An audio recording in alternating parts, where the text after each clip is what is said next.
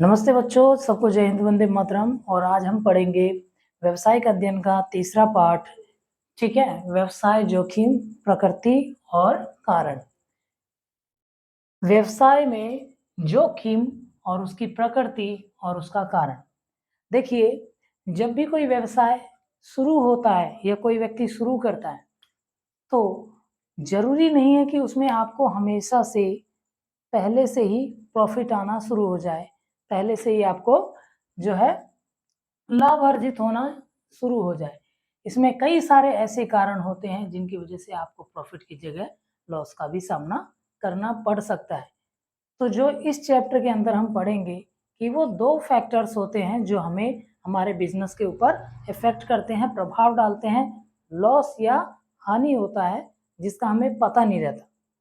दो फैक्टर होते हैं कि एक होता है इंटरनली यानी व्यवसाय के आंतरिक जीवन से, और दूसरा होता है एक्सटर्नली मतलब व्यवसाय के बाहरी जीवन से, जो हमारे व्यवसाय पे प्रभाव डालते हैं और हमारे व्यवसाय को नुकसान में, घाटे में और रिस्क देते हैं। ठीक है, तो सबसे पहले हम डेफिनेशन पढ़ेंगे कि आखिर व्यवसाय जोखिम होता क्या है। अगर आपको पेपर में लिखना पड़े तो होता है अनिश्चितताओं के कारण। अनिश्चितताओं के कारण मतलब अनसर्टेनिटी के कारण व्यवसाय में अपर्याप्त लाभ। अपर्याप्त लाभ का मतलब होता है आपने खड़ी की 1 करोड़ की एक कंपनी, जिस कंपनी में आप चाय पत्ती, ठीक है, चाय पत्ती प्रोड्यूस करते हो आपकी कंपनी। ठीक, अब ये क्या है, आपने सोचा कि आपने 1 CR लगा करके आप 10 लाख का आप प्रॉफिट जनरेट करेंगे। तो असल में क्या होता है, आपने 10 लाख सोचा लेकिन वो कंपनी सिर्फ 5 लाख ही जनरेट कर पाई। तो आपके हिसाब से क्या हुआ, वो चीज अपर्याप्त लाभ हुआ, आपके हिसाब से लाभ नहीं हुआ। तो अथवा हानि की संभावनाओं से है, या फिर वो जो 5 लाख हुआ वो भी नहीं हुआ, 1 लाख हुआ, तो ये क्या है, आपके सर्टेनिटी से काफी नीचे आपको प्रॉफिट हुआ, तो वो भी एक तरीके से आपका लॉस है। ठीक है, दोबारा, अनिश्चितताओं के कारण व्यवसाय में अपर्याप्त लाभ अथवा हानि की संभावनाओं से है। अब यही इंग्लिश में आता है। ठीक है, it is refer to the possibilities, संभावनाओं से, inadequate the profit of even the losses, profit से या फिर डायरेक्ट लॉसेस से भी होता है बिजनेस बिकॉज द अनसर्टेनिटी। कि मतलब व्यवसाय के अंदर कोई भी ये स्थिर नहीं है कि भैया आप अच्छा खासा पैसा लगाओगे, आपकी अच्छी खासी चलती हुई कंपनी कब नुकसान दे जाए, कब घाटे में चले जाए, कब 100% टोटल लॉस हो जाए, कोई पता नहीं। ठीक है, कई बार क्या होता है, टोटल लॉस एक चीज होती है कि कंपनी में आग लग जाना, तो उस केस में क्या होता है, आपकी कंपनी की, आपकी फर्म की पूरी टोटल 100% टोटल लॉस हो जाती है। ठीक है, तो ये है बिजनेस रिस्क, क्योंकि अनिश्चितताओं, आने वाले समय का हमें कोई खबर नहीं रहता कि आने वाले टाइम में क्या हो। तो व्यवसाय में दो ही चीज होती है कि अनिश्चितताएं हमें हमें पता नहीं है, संभावनाएं हैं कि हमें प्रॉफिट हो अथवा लॉस हो, या फिर अनिश्चितताओं के कारण माल की चोरी, डकैती, ठीक है, आग लग जाना, हड़ताल, लॉकडाउन जैसे कई सारी समस्याएं जो हैं, जो कि हमारे व्यवसाय पे प्रभाव डालती हैं। तो इसमें इस चैप्टर के अंदर हम पढ़ेंगे वो कौन से दो एक्सटर्नल मेजर पॉइंट हैं जो कि हमारे व्यवसाय पे इफेक्ट डालती हैं। ठीक है,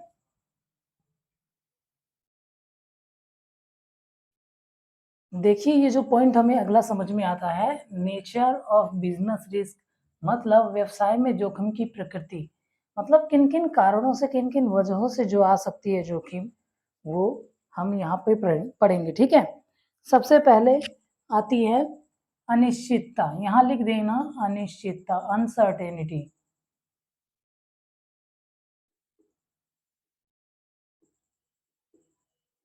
अनसर्टेन रिस्क, अनिश्चितता।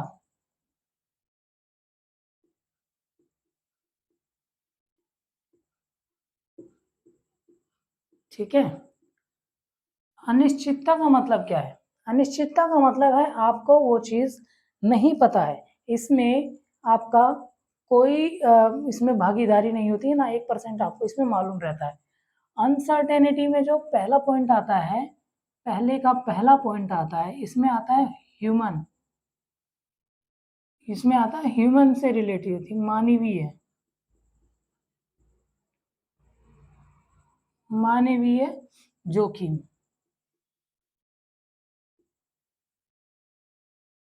मतलब human risk, human made risk. अब कहोगे ह्यूमन मेड रिस्क कौन सा होता है? ह्यूमन मेड रिस्क होता है ना, ह्यूमन मेड रिस्क का मतलब होता है अगर आपके कंपनी में किसी ने ताला तोड़ करके माल चोरी कर लिया, ठीक है, क्या कर लिया, पहला कर लिया, उसने क्या कर लिया, चोरी, चोरी हो गई, थीफ्ट हो गया, माल चोरी हो गया, गोडाउन तोड़ दिया, गोडाउन का ताला तोड़ दिया, चोरी हो गई, आग लगा दिया, ठीक है, या किसी प्रकार से कोई हड़ताल। तो इसमें क्या होता है, इसमें मानवीय क्रियाओं का हाथ होता है। ज्यादातर केसेस में देखा जाता है इन सभी क्रियाओं में क्या होता है, मानवीय जोखिम, इनकी वजह से आग लगता है। चोरी तो जैसे किसी से जलन भावना या ईर्ष्या कुछ लोग कर लेते हैं, ठीक है, तो चोरी में आ जाता है, ठीक है, चोरी हो गई। आग लगना, आग लगने में क्या होता है कि आपके ही कर्मचारी कोई सिगरेट या बीड़ी किसी भी चीज़ का उपयोग कर रहा है और अचानक से उन्होंने बिना उसको बढ़िया से बुझाए फेंक दिया और वो कहीं ना कहीं सुलगते हुए आग पकड़ लिया और धीरे धीरे उसने एक बड़े ही भयंकर प्रकोप आग का रूप ले लिया और पूरी फैक्ट्री में आग लग गई, ठीक है। तीसरा आता है हड़ताल। हड़ताल क्या होता है, आपने अगर अपने कर्मचारियों को सही से वेतन नहीं दिया, बोनस वगैरह और जो बाकी सारी सुविधाएं होती हैं अगर ना देने पे क्या होता है, कर्मचारी संगठन एक साथ मिल करके अगर आपकी कंपनी पे हड़ताल कर देती है और आपको अगली सुबह जब आप कंपनी में जाते हैं आपके, तो वहाँ आपको पता चलता है कि लोगों ने हड़ताल किया हुआ है, तो इससे भी आपके बिजनेस में रिस्क और जोखिम उत्पन्न होता है जो कि मानवीय कारण से संबंधित होता है। अब आता है व्यावसायिक अनिश्चितता, व्यावसायिक यानी बिजनेस अनिश्चितता, बिजनेस अनसर्टेनिटी।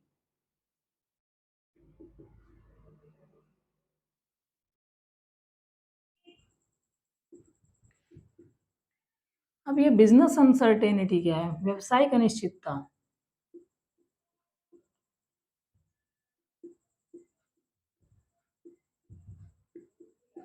अनिश्चितता, ठीक है। व्यावसायिक अनिश्चितता का मतलब क्या होता है कि अगर आपको मान लो बाई चांस किसी कंपनी से किसी भी चीज़, किसी भी प्रोडक्ट का एक साथ ऑर्डर आता है आपके पास कि भैया अगर आपकी, जैसे मैंने कहा कि चाय पत्ती की कंपनी का हम लोग क्या एग्जांपल देते हैं, ठीक है, तो मुझे अगर मान लो 100 या 1000 बैग का क्या आता है, मेरे पास ऑर्डर आता है, ठीक, मेरे पास 1000 बैग का ऑर्डर आता है कि भैया हमें 1000 बैग टी चाहिए, आप हमें प्रोड्यूस करके पैकिंग करके सारा कुछ हमारे यहाँ छुड़वा दो। अब हमने क्या किया, हमने होश जोश में आ करके क्या किया, इसको 1000 को या तो 100 समझ लिया या तो हमने समझ लिया इसको 10,000, ठीक है। एक जीरो की वजह से क्या हुआ, हमने अनुमान गलत लगाया, उन्होंने मांगा हमसे 1000 बैग की रिक्वायरमेंट की, हमने सुन लिया 10,000 बैग। अब क्या हुआ, हमने इससे 900 प्लस में करके हमने जो इसमें चाय पत्ती का क्या किया, प्रोडक्शन किया और हमने 10,000 बैग का हमने रेडी कर दिया। अब जब ये हम माल उनके पास भेजेंगे तो भैया वो कहेंगे क्या, हमने मांगा था 1000 बैग और आप हमें दे रहे हैं 10,000 बैग, हमने तो 1 ही 1000 बैग कहा था। तो इसमें क्या है, बाकी 900 बैग का लॉसेस कौन लेगा, उसमें जो जल्दी जल्दी से बनाने में उसकी जो मैन्युफैक्चरिंग कॉस्ट वगैरह आई है, जो भी आपने ओवर टाइम दिया है, एक्स्ट्रा कॉस्ट पे करके लेबरों को, वो कौन देगा।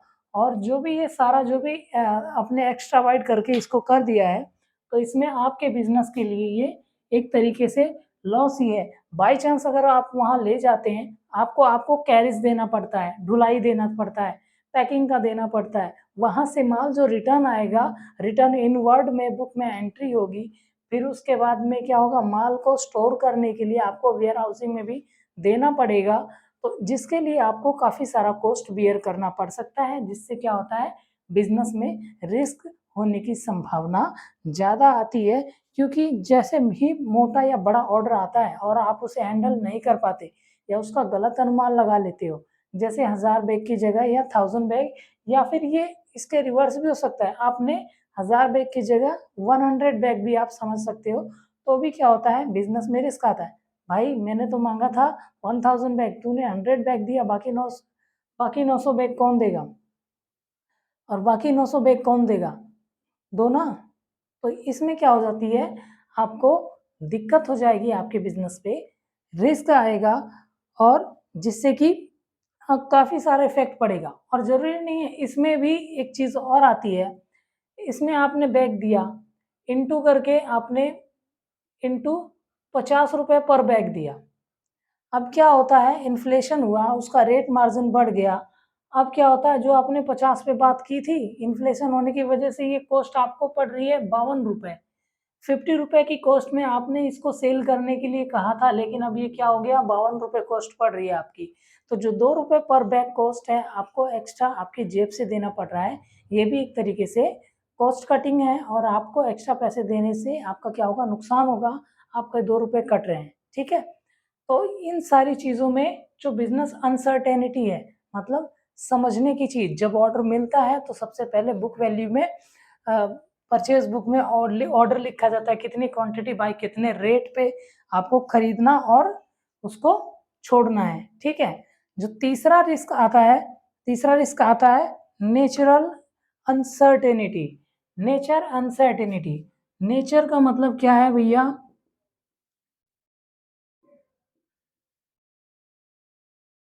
अनसर्टेनिटी मतलब प्राकृतिक अनिश्चितता। प्राकृतिक अनिश्चितता का मतलब होता है कि जब भी आप व्यवसाय स्टार्ट करते हो, लगाते हो, तो उसमें क्या होता है, कई सारी चीज़ें ऐसी होती हैं जो आपके हाथ में नहीं होती, आपके हैंडल में नहीं होती, आपसे नहीं संभलती। उदाहरण के लिए नेचुरल अनसर्टेनिटी मतलब इसके अंदर आता है भूकंप आना।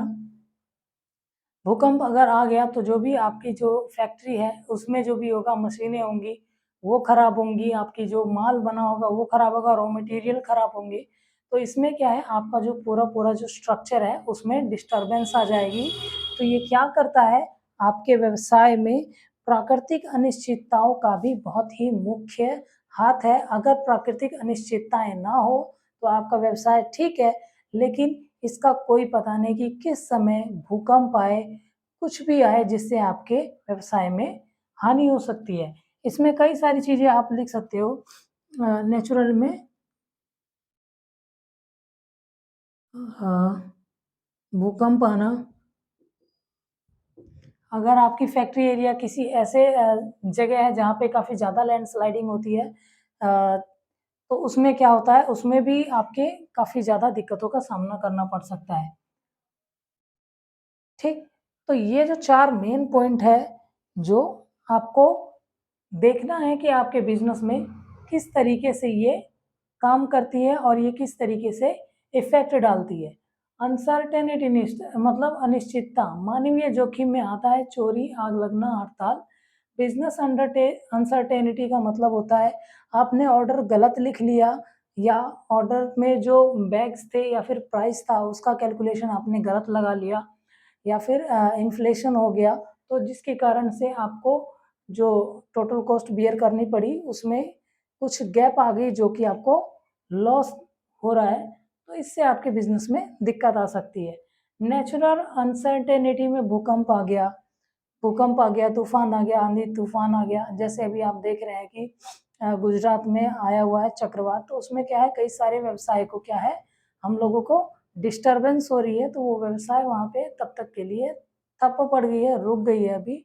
फिलहाल जब तक वो सही नहीं होता, तब तक वो भी फिर भी जिस 3 या 4 दिनों के लिए रुका हुआ है, उसकी प्रोडक्शन बंद होगी, तो उसके लिए एक तरीके से बिज़नेस रिस्क ही है। ठीक है ना, भूकंप या चक्रवात। ठीक, आगे आता है जोखिम से जो तीसरा पॉइंट है, सॉरी,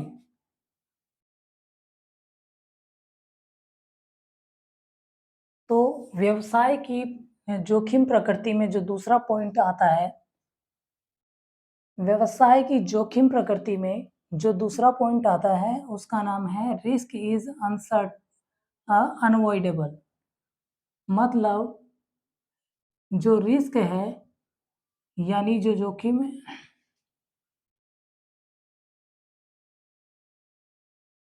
व्यवसाय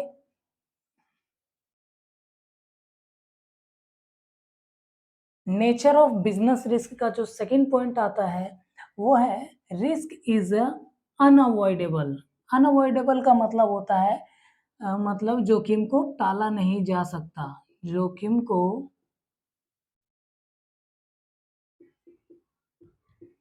टाला नहीं जा सकता। अब ये कैसे भैया, रिस्क इज अनअवॉइडेबल, जी हाँ बिल्कुल, रिस्क को कभी भी टाला नहीं जा सकता। रिस्क को कम किया जरूर जा सकता है लेकिन रिस्क को कभी पूरा टाला नहीं जा सकता। उदाहरण, आप भूकंप को नहीं रोक सकते, आप आग को अगर एक बार पूरा हैवी हो गया किसी चीज़ पे तो आप उस पे भी काबू नहीं पा सकते। तो जो रिस्क है इसको अनअवॉइडेबल होता है, रिस्क पे आप काबू नहीं पा सकते। ठीक है, जो तीसरा पॉइंट आता है, जोखिम की मात्रा जो होती है वो डिपेंड करती है आपके व्यवसाय के आकार पे। Risk is the depend on business nature.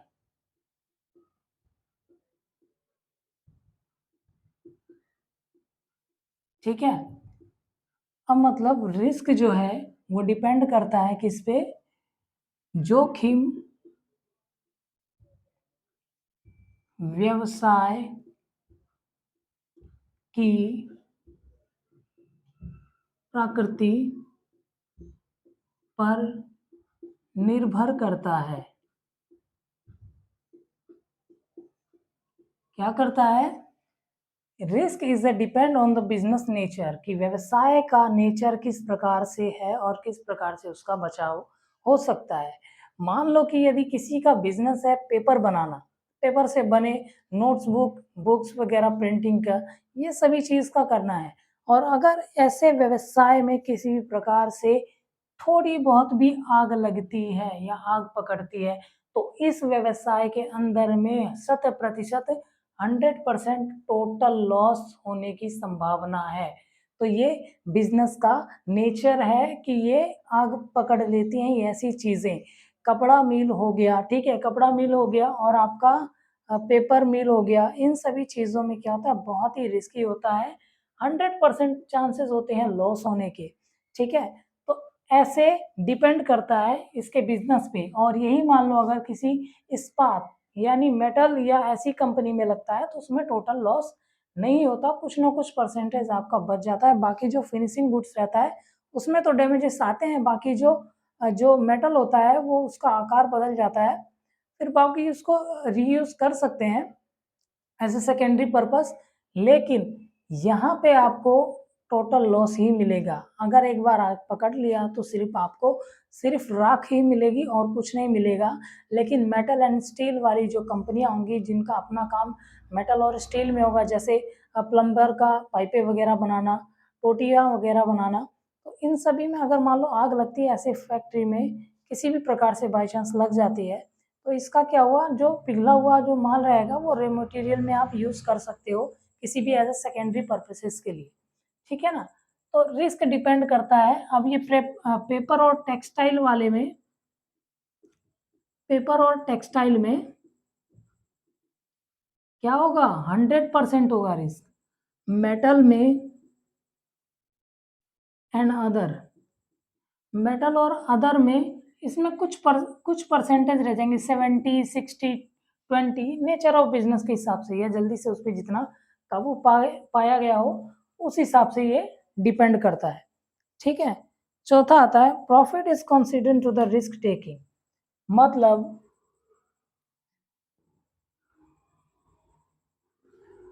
मतलब रिस्क लेना ही व्यवसाय का प्रॉफिट है। ठीक है।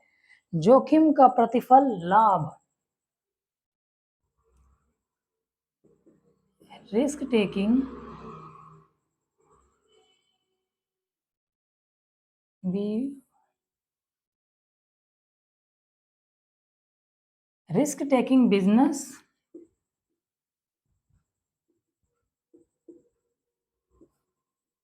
रिस्क टेकिंग व्यवसाय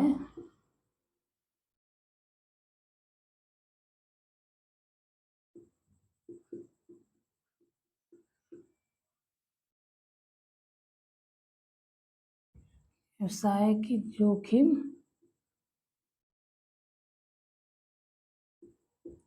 प्रतिफल लाभ है। अब ये इस पॉइंट में कह रहा है risk taking of business profit, व्यवसाय की जोखिम प्रतिफल लाभ है। मतलब यदि आप किसी चीज में रिस्क लेते हैं, आप उस चीज को रिस्क लेते हैं तो ही आपको उसमें प्रॉफिट आगे मिलेगा। एक सीरीज आई थी द हर्षद मेहता, उसमें कहता है कि रिस्क है तो इश्क है, और अगर किसी ने रिस्क नहीं लिया तो कुछ नहीं किया, उसकी नॉर्मल जिंदगी होती है, उसको मजा नहीं आता, वो आंधी तूफान वाला। ठीक है। तो बिजनेस के अंदर भी सेम ऐसे ही होता है, रिस्क लेना पड़ता है। इसमें स्टार्टिंग से नहीं मान के चलना होता कि आपका बिजनेस एक ही बार में डबल पैसा बना के देगा। इसमें ये मान के चलना होता है कि आपको इसमें टोटल लॉस यानी 100% का लॉस भी हो सकता है, और अगर ये गाड़ी चल गई, बिजनेस चल गया, तो आपको बस कमाते रहना और आपको कोई ज़्यादा दिक्कत नहीं आएगी। तो जो बिजनेस में सबसे बड़ा ये है कि अगर आपने जोखिम ले लिया कि हाँ ठीक है चलो 100% का लॉस हो भी जाए कोई दिक्कत नहीं, लेकिन मैं चलूंगा साथ में। कई लोग ऐसे होते हैं कि जो कंपनी में आग लगने के बाद में, चोरी होने के बाद भी कंपनी को वापस से रीस्टार्ट करते हैं, रिफर्निश करते हैं, दोबारा तैयार करते हैं, और उसको दोबारा बाउंस बैक करके धमाकेदार तरीके से दोबारा चालू करते हैं। तो उससे क्या होता है, रिस्क लेने से, risk taking the business profit, risk लेने से बिजनेस क्या होता है, हमारा प्रॉफिट में जाता है, और रिस्क ही हमारे प्रतिफल को और ज़्यादा बढ़ा देता है। ठीक है। तो उसके बाद आता है पांचवा point, risk is depend on the business size.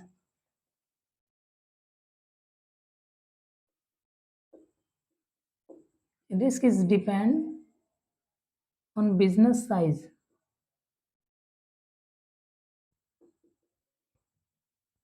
मतलब व्यवसाय जोखिम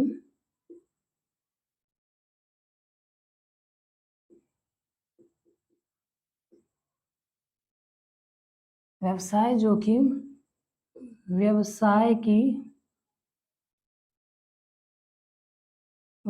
की क्षेत्रफल पर निर्भर करता है।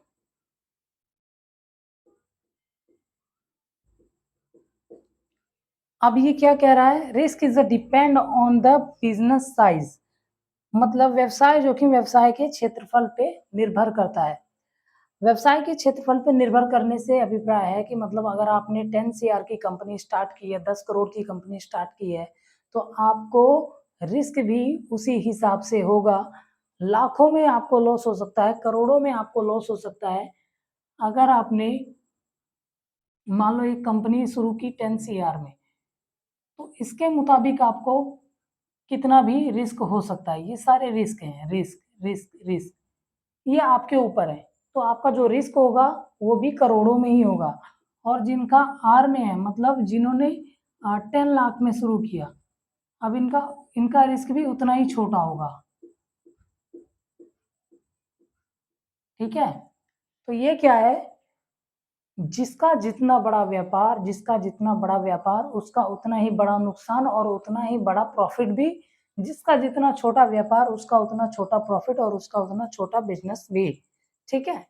जितना ज्यादा जो पैसा लगाएगा उतना वो पैसा कमाएगा, जितना पैसा नहीं लगाएगा, कम लगाएगा तो कम कमाएगा। ठीक है। तो ये डिपेंड करता है, रिस्क भी उससे डिपेंड करता है उसका व्यवसाय का क्षेत्र कितना है, विस्तृत है, व्यापार फैला हुआ है, काफी ज्यादा वाइड है, तो उसका रिस्क भी उसी हिसाब से वाइड होगा। व्यापार छोटा है, छोटी दुकान है, किराना स्टोर है, तो उसी हिसाब से रिस्क भी उस छोटे से किराने के हिसाब से ही होगा। ठीक है, तो ये जो पांचों पॉइंट है, क्या इस पांचों पॉइंट को याद रखना है। Risk is unavoidable.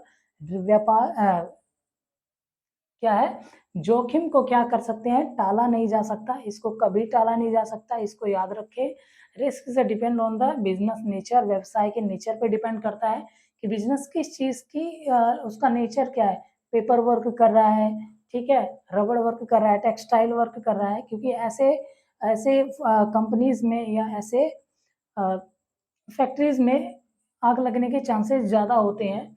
ठीक है, मेटल एंड अदर कंपनीज जो भी होती हैं मेडिसिन वगैरह बनाने में, तो इनमें क्या होता है, आग लगने का उतना कम स्ट्रक्चर होता है बहुत ही, तो इनमें जो रिस्क का फैक्टर होता है वो भी बहुत कम होता है। ठीक है, अब ये आता है चौथा, risk is taking business profit, मतलब व्यवसाय में रिस्क लेना ही उसका लाभ है।